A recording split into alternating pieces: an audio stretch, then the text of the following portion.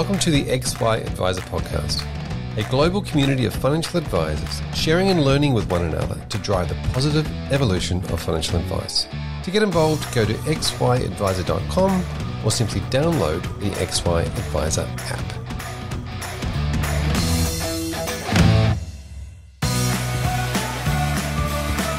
This episode is proudly sponsored by Integrity, your partner for life. Integrity recently launched an exclusive research paper to help advisors understand how to attract and retain new clients. They believe their role in the industry is bigger than just providing products. They want to help create a sustainable industry, educate clients, and support advisors personally in their business. You can get a copy of the report and learn more about Integrity if you visit integritylife.com.au/XY.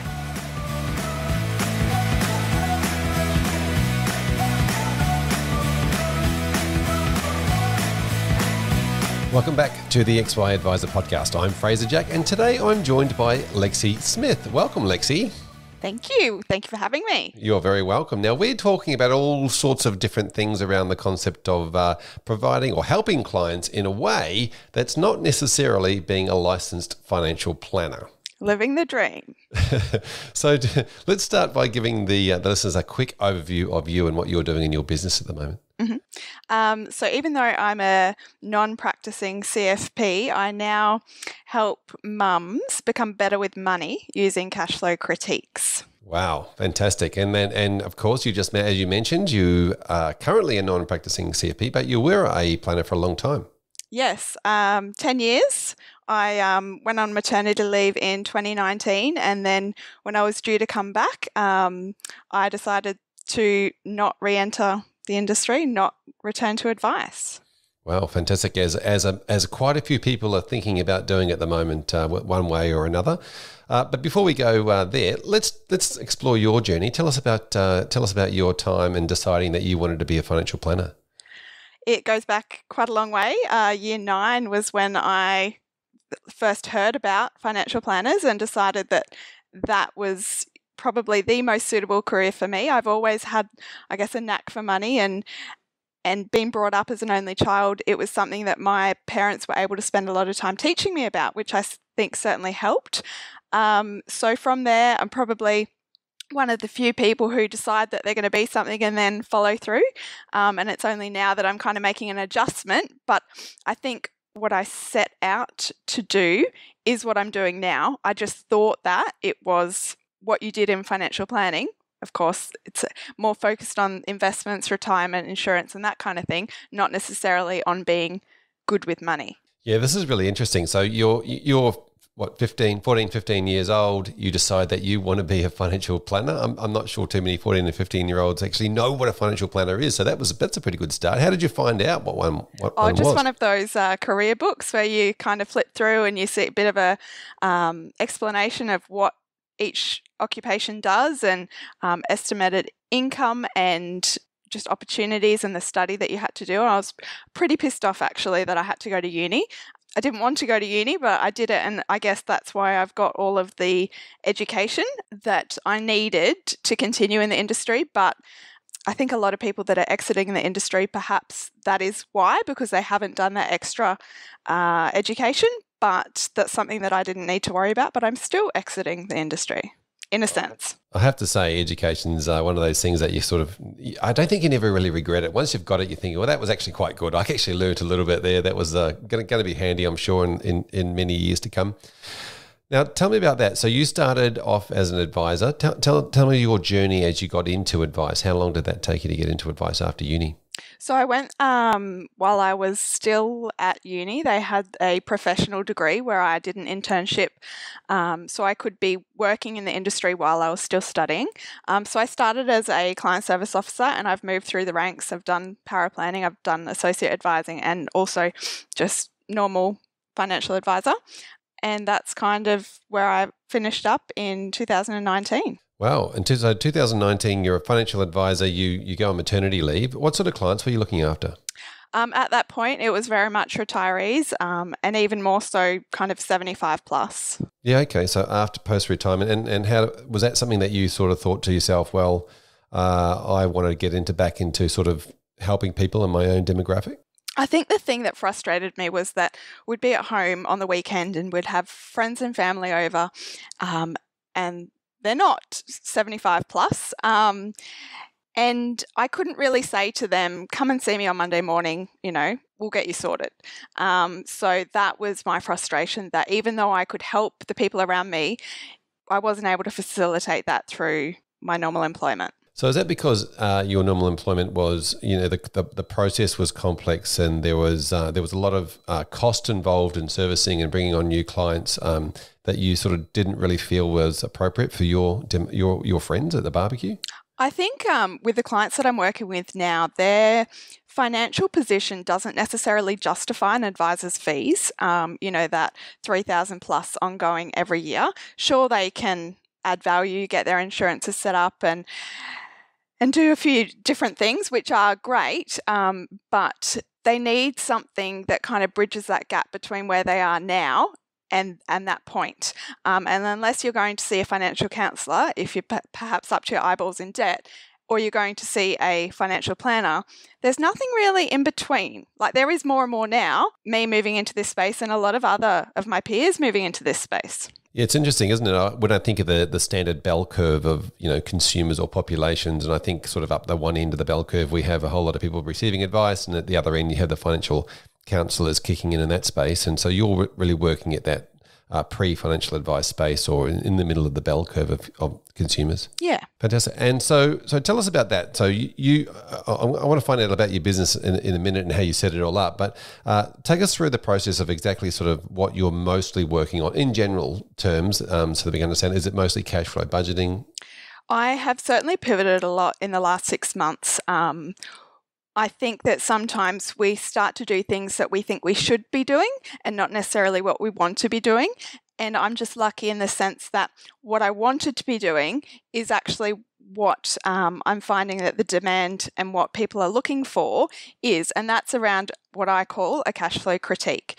So it is really looking at spending habits and things like that. So I'm quite anti-budget, I would say. I think budgets are a bit like diets, and who wants to be on a diet for the rest of their life? So I think that becoming mindful and intentional with spending can go a long way. So it's more forming habits than it is just, obviously putting forward-looking budgets, and then just mindful spending and making sure that you've got your what you're spending your money on is what you're actually meant to.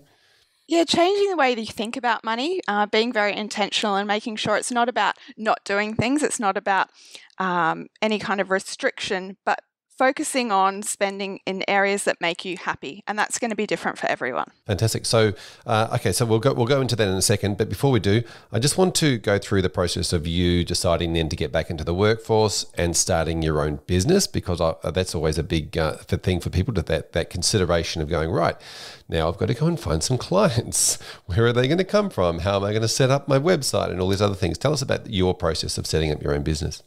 A few different questions in there. It made me think of a few conversations that I had with friends that kind of were my inspiration to do what I'm doing. They were, I guess, they look at my position at the moment, and that my husband came home from work one day and said, I don't want to do this anymore. I'm going to go to uni. And so for a lot of people, that would take time to make adjustments to be able to facilitate that. But for us, it was kind of okay, well, just go and quit and enroll in uni. And now he's doing his Masters of Dentistry. So I want to inspire other people to be so good with money that you can do things like that. Yeah, and that's not necessarily saying that people have to have a good job and come from a big base or have a high net worth or whatever it might be. It's just about managing what they do have really well. And about understanding things like investments. I think it's something, you're not necessarily learning it at school.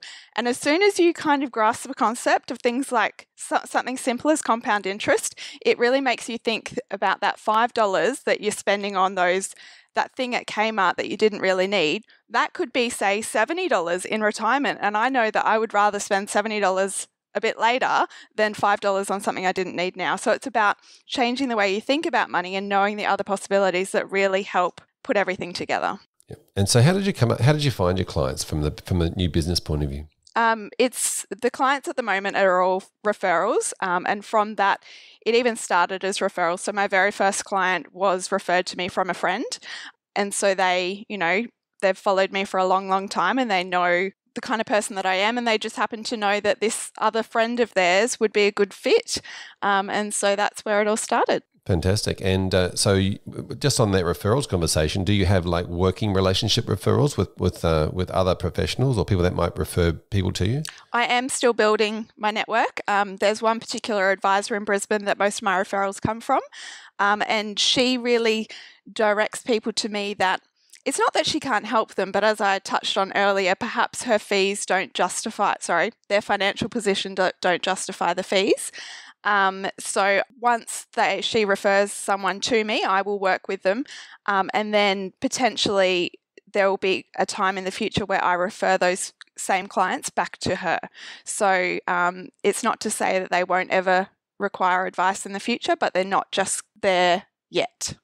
Fantastic. Okay, so this is a revolving door conversation where you say, I'll help build these people into a position where they now need and can justify the cost of financial planning. Yeah, I did have one client early on who, when we looked at their expenditure for the year 2020, remembering that we weren't able to do an awful lot, they spent $210,000, a couple in their 30s with a young child, and so we all know that $210,000 a year, that's a decent spend. And if we can perhaps bring her back down to, say, $150,000 a year spend, imagine the possibilities, the magic that an advisor could work with that extra $60,000 a year. So this is an interesting conversation for somebody that is in that the client, right? Because you're all of a sudden now you have to have a conversation with them about their spending, and it could be a conversation that they might not be looking forward to, the critique side of this conversation where they're going, okay, well, what makes you think that we can spend less? And, or they could come across in a way where they're actually going, oh, this is going to be quite difficult or hard or something that they don't want to do. Mm-hmm. It can be such a confronting exercise, but I think that seeing the impact and the results that come of that make it so worth it.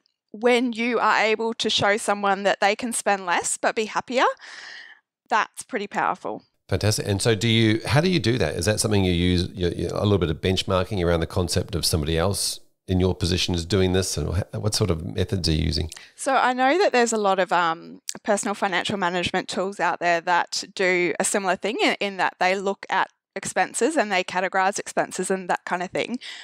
But I'm able to, apply a human set of eyes to that and also have the background of being an advisor to be able to pick up different things that those tools don't necessarily notice, and then be able to refer onto an advisor. So yes, there's tools out there that do similar things, but I actually don't know anyone else out there. And if you are out there and you are doing what you think is similar to what I'm doing, please reach out, because I love collaborating. And I think that's something else, Fraser, that I wanted to really talk about today was I feel like this side of the industry is so pro collaboration, it's so refreshing. Rather than seeing each other as competition, there's a lot of us coming together and working on different programs and things together. And so if there's anyone out there that's thinking about doing something a little bit different, get in touch with me. We can talk about, more about my journey and the options that are out there. Yeah, fantastic. I do like the sound of that, getting together and collaborating in a way. So when we talk about what you're doing, I'm just going to go the chunk down. You mentioned the PFM software conversation. There's different levels, right? There's like the total income that comes in and versus the total spending. That's I see that as sort of level one. And then you can look at categories and categorizing what's discretionary and non-discretionary, et cetera, or savings. And then you can go right down into the, how much money did you spend on Netflix or whatever it might be. So what levels are you going to and how are you working with those your clients? Have you got different offerings or is it the same for? It really depends how deep as to what I identify along the way. So I pull out a heap of insights and give them suggestions and strategies for improvement. And so with the analysis that I do comes a report. So they can also look back in, say, 12 months if they want to repeat the process. I am moving more away from the ongoing support and being, I guess you could say, more transactional. work with me for a good time, not a long time in a sense. So yeah, the insights are always different. You can tell so much about a person, as I'm sure you can appreciate, by looking at their spending. Yeah, I think well, most of the time it's all around the idea of understanding where they're up to now, right? That's the very first part of the jigsaw puzzle. That whole reality check of, oh, okay, so that's exactly where I'm spending. So you're obviously going back and getting sort of a 3 month worth of, or whatever it might be, worth of data to work from? So that's something, an issue that I had with a lot of the tools that are out there, that they do only go back 3 months. I think there's a lot of expenses, especially if you're paying for certain bills annually, or you've got Christmas not in that 3 months, or in that 3 months, it can make a big difference. So I think that some of the advisors that I've been talking to have had that frustration as well, that they have to wait 9 months to get that full 12-month set of data.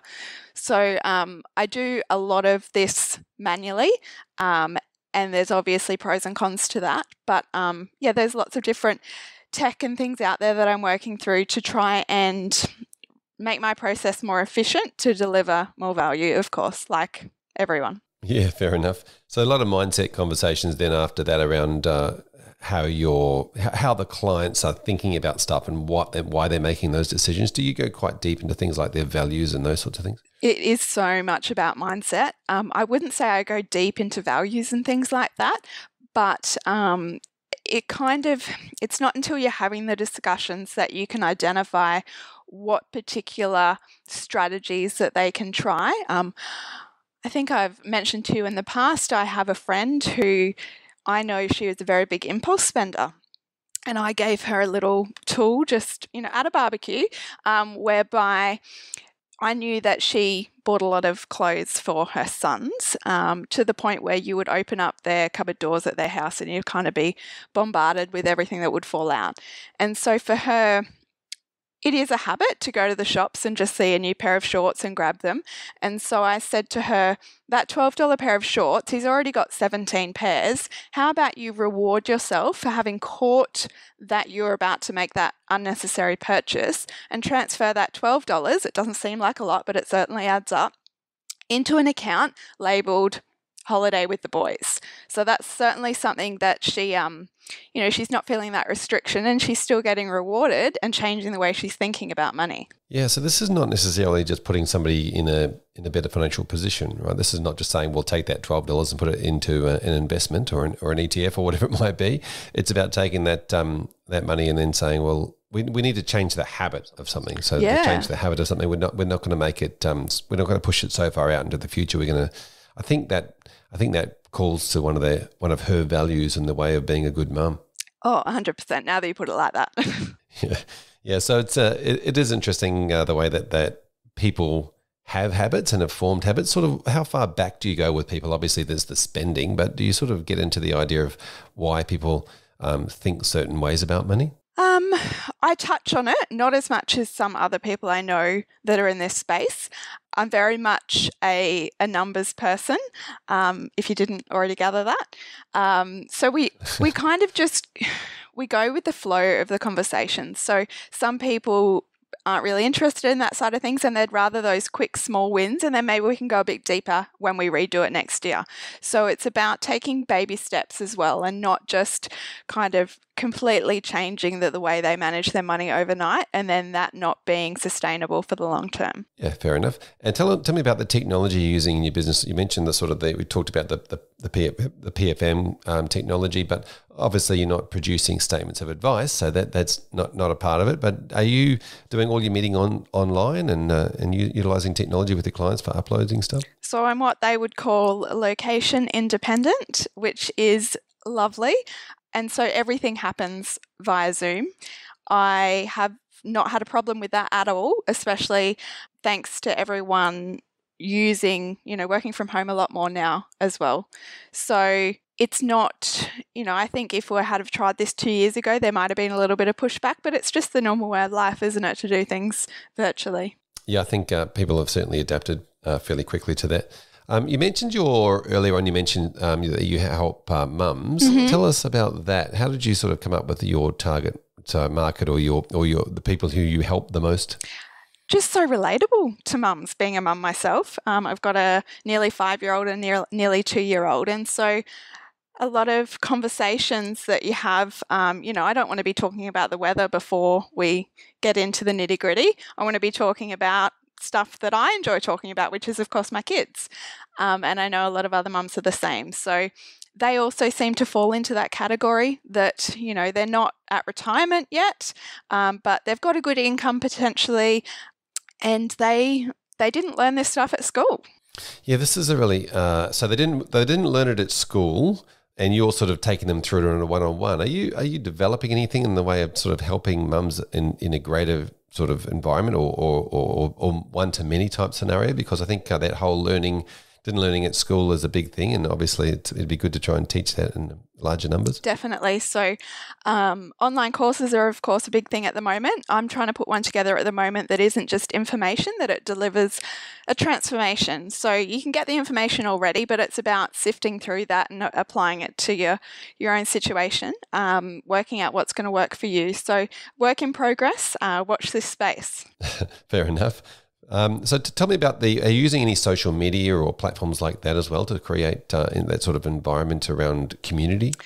I am. I do have a Facebook group. I'm actually considering closing it down. And I think the beauty of, working for yourself and kind of paving your own path is that you can make changes along the way. If something doesn't feel right, if something's not working, if it's not how you envisage, you just make a change. And I think the one thing that really sticks out to me a lot is the fact that I now see myself, as strange as it sounds, as a scientist. So I'm just doing experiments. If something doesn't work, it's no reflection on me. It was just the experiment, didn't go right, and now we do it again. And as soon as I had that mindset, things started to happen a lot faster. That snowball started to roll. Yeah, amazing. So you're absolutely right. You're sort of a small business, very nimble and agile in a way.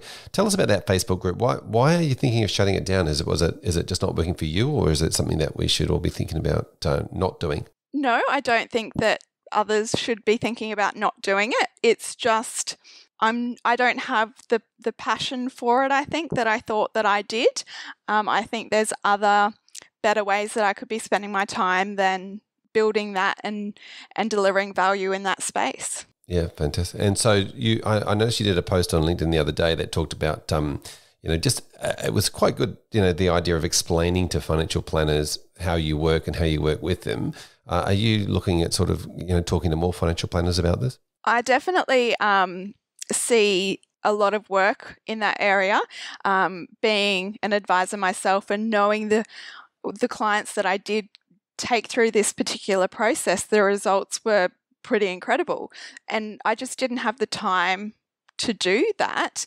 So to be able to take that off an advisor's plate and for them to be able to work with a very accurate cash flow or expenses figure, gone are the days of saying to a client, what do you spend for the year? And then saying 70,000, but in actual fact, it's 100,000. Being able to work with more accurate data just opens up so many possibilities. Yeah, it certainly does. And so I think it's fair to say that when clients give out their estimated amount of money that they spend in their budget every year or they're spending, they pretty much underestimate the amount or grossly underestimate the amount every time. For a financial planner that's sitting in the office that's talking to clients, what's something that they can do with regards to when that amount comes in or the client says they spend X, but clearly they don't? How should planners approach that? I think the fastest way, and I'd say the way that most people are doing it at the moment, is just looking at what income's coming in and how much their bank balances have changed over the last, say, 12 months. So to get that balance from 12 months ago can be a very fast and relatively accurate way of determining expenses. Yep. Now advisors aren't doing a lot of this in their practice because some of them are finding it very hard to set it up financially and say, we have a practice, we provide advice and we want to offer cash flow, but we just can't quite work out how to get the modeling correct when it comes to how do we price it with our clients. Do you have any tips for planners around how they should be pricing this? I I think there's not really enough hours in the day for an advisor to do it, which is why I think that I am putting myself out there to say, if you want, a bit of a side offering, then we can talk about that. The pricing that I've been using at the moment, it is different for every client. I always quote before I do any work, and that does involve the client providing me a lot of information to start, but it means that I can more accurately price that. So, of course, I've had clients that might have had 4,500 transactions over 12 months, include business accounts and things like that, and then others that are under 1,000 for the year. So the pricing at this point is between $250 and $900 for a cash flow critique, which includes that report back. And I do expect that that will increase over time as, testimonials and things that I start to develop. But that's where it's sitting at the moment. And people are so happy to pay that amount that I've got people paying, in advance before they're like, shut up and take my money. Wow, that's amazing. So, yeah, okay. So to me, this is a little bit around the idea of them getting some certainty, them getting some security around the conversation around, okay, this is where I'm up to. I've got somebody helping me. I've got somebody helping my back, have my back. It's probably more around that in the initial stages than it is around I've spent this much money to get Lexi in and I've saved X amount of dollars, like comparing the $2 amounts. Yeah. I certainly aim for my service to pay for itself and not necessarily by an increased savings amount. So I'd rather see someone, if they, their financial position warrants, that they spend the same amount, but they're then spending it on things that make them happier rather than just out of convenience or out of habit. Yeah. Okay. Fantastic. And so your process, then you mentioned for that, obviously you want to, have a quick chat to them first. Is that how it works? And then you sort of let them know what the price is going to be, and then start working with them. So I usually spend about 10 minutes on the phone, just going through a few different things, and then, provided that they're happy to proceed on that basis, I get them to email me through some documents, and then I come back to them with a quote. And I've only actually had one person so far not engage after that initial conversation. So given that they're primarily referrals from other people, referrals are always more fruitful, but I'm pretty stoked with that kind of conversion rate. So a lot of planners out there describe what you're doing as coaching or being a financial coach, and I know you don't like that word. Tell us about that. I did use it initially because I felt like it was a word that I should use, but especially now that I'm moving away from the ongoing support, I don't necessarily think that what I am doing would be considered financial coaching. But then there's a lot of other people out there that are doing more of the ongoing work as well. What do your clients think it is? What in their mind, is it coaching, or what do you think it is for them? That's a good question. I think that I actually cringe sometimes when I'm talking to someone and they use the word advice, and I'm like, oh, I don't give financial advice, and that's why you have to use the word coaching, I think, and that it's not necessarily, it's just the fact that you can't use the word advice. You have to use something else. So it's coaching, consulting, critiquing, that kind of thing. Yeah, fantastic. And this probably comes back to the full circle of you as a 14, 15-year-old in year 9, having your own assumptions around what advice means, and the word advice, maybe as consumers, the word advice means something different to the way that planners or the way that advisors use the word. Perhaps, yes. Fantastic. And so tell us about the longevity of your business, like as in the long term. Where do you see it going? Are you bringing on more people to work with clients? So you obviously you mentioned you're sort of doing some courses. I would like to grow a lot. I do like the thought of having employees. That might change in the future, we'll see, but I'm just kind of taking every day as it comes and making sure that I'm enjoying the process. And as soon as I'm not enjoying something, I just pivot and change it, because I think that sometimes, and I've heard this mentioned on other episodes of XY, that sometimes it's more the process than the result. Yep, fair enough. And so tell us about if somebody wants to reach out to you and chat to you about that, maybe introducing their clients along, what's the best way to find you? My website, built it myself, so open to lots of feedback around that. But it's moneyvine.com.au. You can get in touch on there. Otherwise, LinkedIn is a great place to start, Lexi Smith. But it's easy to remember MoneyVine because money doesn't grow on trees. Lovely. And it is actually a very good website. I'm quite impressed that you built it yourself. It was a long process, but I was enjoying it. So as I say, that's the main thing. It just goes to show that you love putting a process in place and finalising it. That's Lexi, right. thanks so much for coming and hanging out with us today. Really appreciate it. Thank you. And we'll catch you soon. Bye. Well, there you have it, another episode of the XY Advisor podcast. I'm Fraser Jack, and I'm joined by Emily Blanche. Hey, Emily. Hey, Fraser. It's our favourite time of the week. It certainly is. It's time to do some really cool shout-outs. And who have we got today? Shout out today goes to XY Advisor Paul Birch. He was numero uno, the first in to grab his ticket for XY on tour. Super exciting. We launched the details and made the event page available yesterday. So we're going around Australia in July, 6 events over 3 weeks, covering the 6 elements that make up the client acquisition process. Super pumped for this. We're doing in-person live events and live streaming the content for those that can't make an in-person event.